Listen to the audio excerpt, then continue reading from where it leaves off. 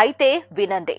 The institute of world demographics research వాళ్ళు భారతదేశం యొక్క జనాభా పెరుగుదలను మత ప్రాతిపదికన సర్వే చేసి ఒక సూచిక విడుదల చేశారు. అది 1948 నుండి 2017 వరకు తయారు చేశారు. ఇంకా 2041వ సంవత్సరానికి గాను జనసంఖ్య అంచనాలను కూడా తెలియజేశారు. 1948వ సంవత్సరంలో భారతదేశంలోని హిందువుల జనాభా 88.2% కాగా ముస్లింలు 6%. 1951వ సంవత్సరంలో హిందువుల జనాభా 84.1% కాగా ముస్లింలు 9.8%. 2011వ సంవత్సరంలో హిందువుల జనాభా 73.2% కాగా ముస్లింలు 22.6%. 2017వ సంవత్సరంలో హిందువులు 68.6% కాగా ముస్లింలు 27.2%.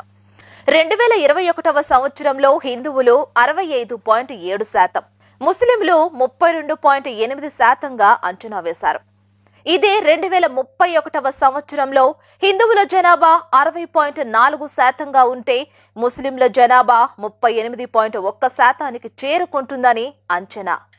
2029లో జరిగే లోక్సభ ఎన్నికలలో భారతదేశంలో ప్రప్రథమంగా ఓ మహమ్మదీయుడు ప్రధానమంత్రిగా ఎన్నుకోబడతాడన్నది వారి అంచనా.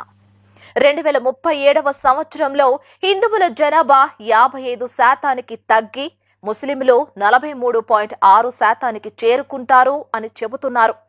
ఇక 2040వ సంవత్సరంలో హిందువుల జనాభా 30.5%కి పడిపోగా ముస్లింలు 66.9%కి చేరుకుంటారన్నది సర్వే అంచనా. ఇక 2041వ సంవత్సరానికి భారతదేశంలోని హిందువుల జనాభా 11.2%కి దిగజారి ముస్లింలు 84.5%కి చేరుకుంటారన్న భయంకర నిజాన్ని the institute of world demographics research తెలియజేసింది. ఇక ఇప్పుడు కూడా మనం సనాతన హిందూ ఐక్యత చూపలేకపోతే ఇక మన అంతం మనమే చూడవలసి వస్తుంది.